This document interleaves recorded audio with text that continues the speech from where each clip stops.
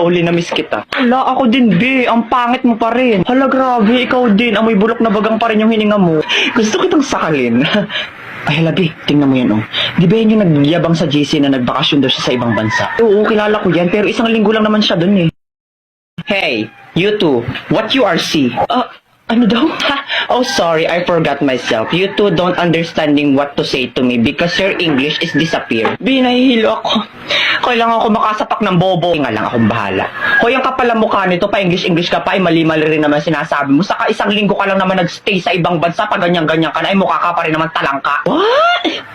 Talengka? Talengka? Ay kung hampasin kaya kita ng talangka para matauhan ka. Well, it's nothing anymore my problem in mathematical equation that I don't understanding to say what you to me. You too dead hungry. Hoy, yung totoo, nag-a-addict ka ba o natukhang ka sa ibang bansa? Huh?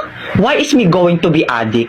Don't you know that I'm smarter than the teacher of international in the Philippines? Like, duh, my average is 99.99% of germs. Matalino ka? Ay, anong magagawa mo pag sinikmuraan kita mismo dito? Go try, I am not afraid anymore. I will go sumbong you to my bodyguard. Bayaan mo na yung besi, tara na. Ewers, mga loser, you can't even talk English to me. Ay, wait, papatulang ko to.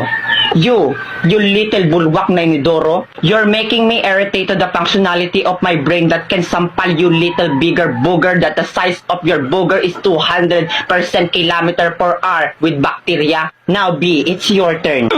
Let me be the one to finish these cockroaches. Yeah, period. Galing mo talaga.